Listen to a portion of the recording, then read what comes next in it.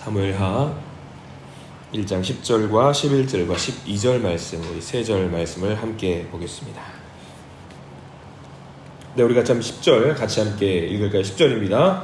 그가 엎드러진 후에는 살 수 없는 줄을 내가 알고 그의 곁에 서서 죽이고 그의 머리에 있는 왕관과 팔에 있는 고리를 벗겨서 내 주께로 가져왔나이다 하니라. 이에 다윗이 자기 옷을 잡아 찢음에 함께 있는 모든 사람도 그리하고 사울과 그의 아들 요나단과 여호와의 백성과 이스라엘 족속이 칼의 죽음으로 말미암아 저녁 때까지 슬퍼하여 울며 금식하니라. 아멘. 오늘 말씀의 양식이 오늘 우리를 살아가는 큰 힘이 되게 주님 인도하여 주시옵소서. 함께 기도합니다. 지금 함께 가슴에 손을 얹으시고 저를 한번 따라 하실까요? 하나님의 은혜가 지금 저에게 임하기를 기도합니다. 자, 손을 뻗으시고요. 하나님의 은혜가 지금 여러분에게 임하기를 기도합니다. 아멘. 하나님의 은혜가 우리 모두 가운데 넘치기를 간절히 소망합니다. 자, 이제 우리가 사무엘하 다시 이제 시작을 합니다. 사무엘상까지 31장의 말씀을 쭉 보고 사무엘하는 24장으로 구성이 되어 있습니다. 우리가 얼추 한 달 정도 우리 사무엘하 말씀을 보면 또 사무엘하 말씀을 또 마무리하게 됩니다. 사무엘하 24장. 사실 여러분들 보시기에도 아시겠지만 사무엘상과 사무엘하는 어떨 것 같아요? 한 권이었습니다. 원래 옛날에는 한 권이었어요. 이제 AD 3세기경에 이제 성경이 번역이 되면서 이게 상권과 하권을 나누게 되는 일이 있었습니다.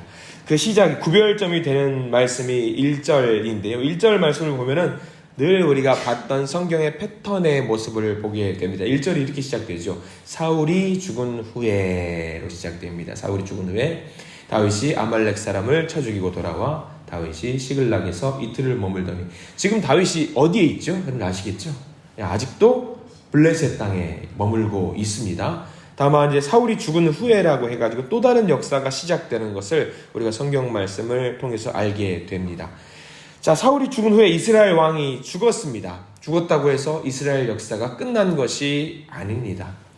사울이 죽은 후에, 누가 죽은 후에라고 하는 것은 구약 성서에서 가장 많이 등장하는 표현 중에 하나입니다. 성경의 표현입니다. 여러분들 옛날 그 사무엘하 말씀 쭉 앞으로 넘어가면 여호수아가 있어요.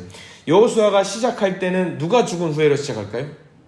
모세가 죽은 후에로 시작을 합니다.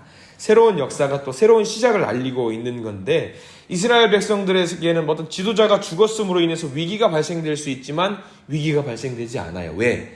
사람을 중심으로 역사가 만들어지는 것이 아니기 때문이에요. 이스라엘 역사는요, 하나님의 백성의 역사는 사람 한 사람이 죽었다고 해서 끝나는 것이 아닙니다. 또 다른 사람으로 인해서 새로운 역사가 만들어져요.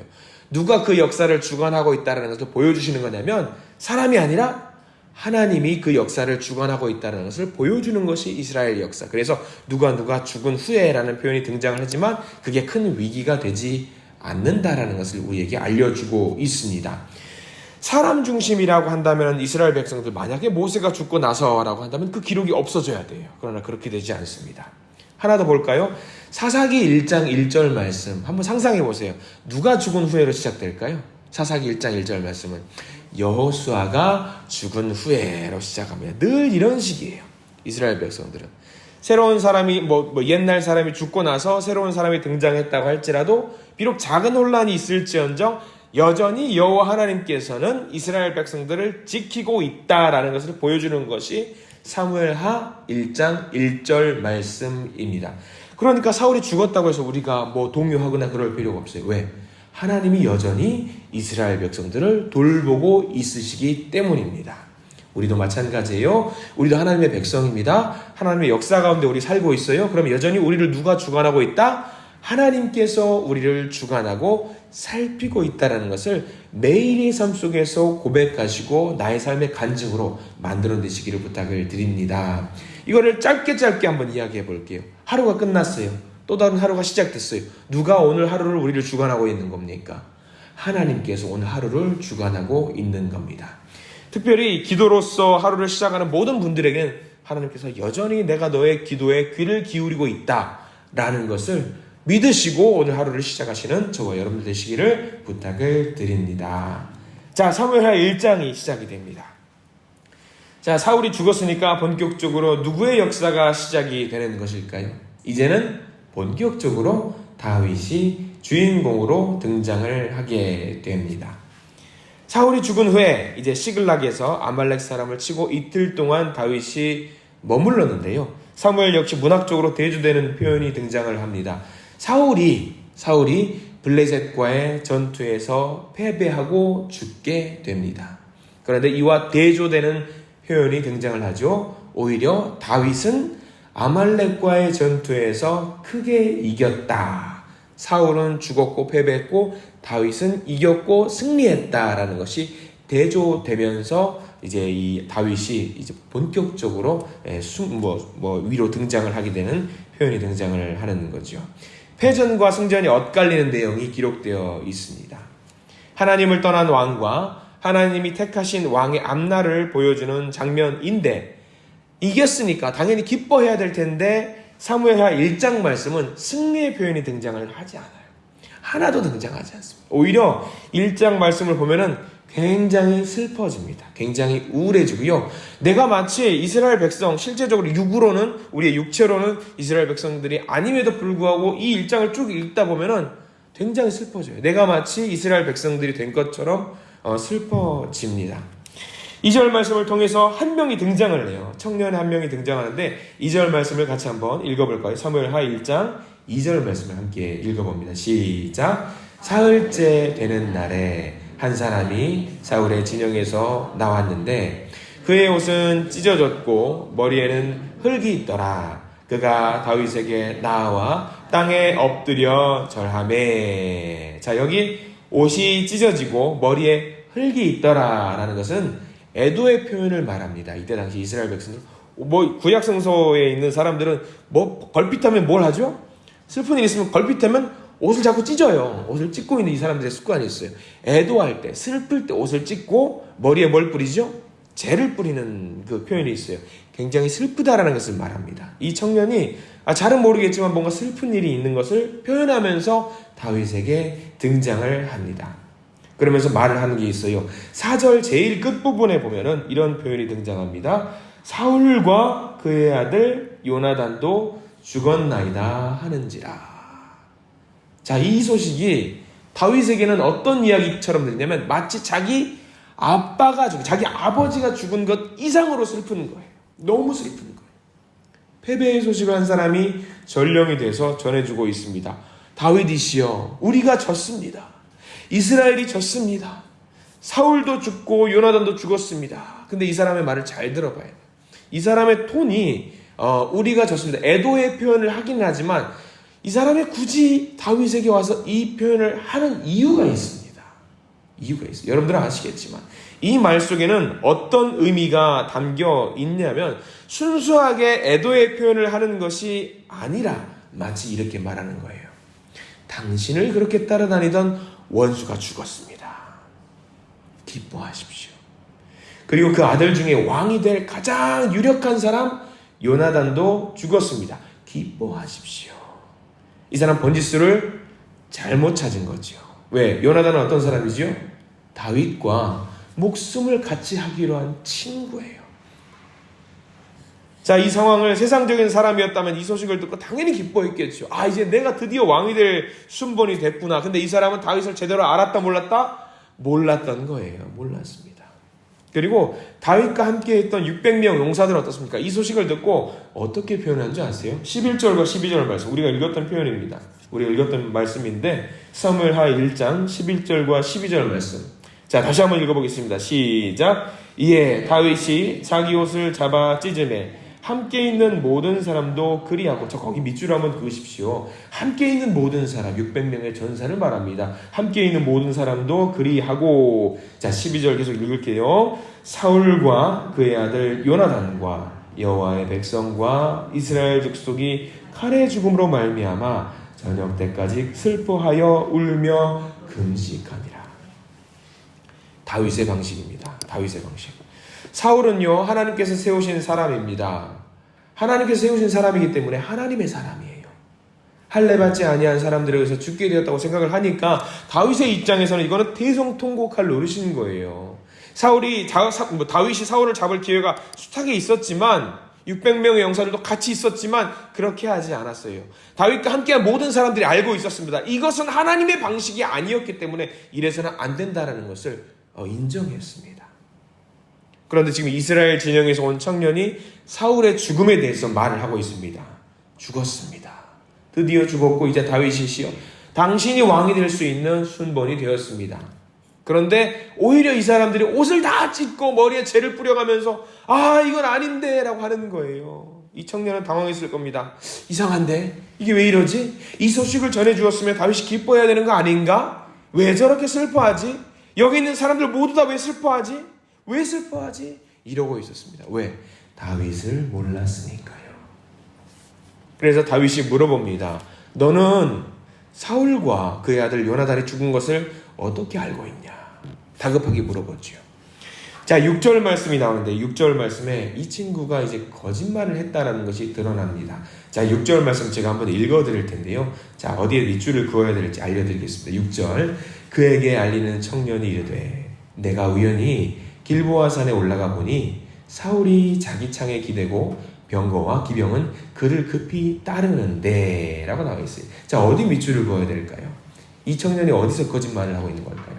병거와 기병은 그를 급히 따르는데 라고 나와 있어요. 자, 이 친구가 사울을 발견한 곳이 어디냐면 길보아 산이라고 했습니다. 길보아 산. 전쟁사를 조금 아는 사람들은, 전쟁에 대해서 알고 있는 사람들은 아실 거예요. 우리나라 쉽게 이야기해 볼게요. 우리나라는 산악지역이 많습니다. 산악지역에 전차와 탱크가 산을 탈 수 있어요, 없어요? 못합니다.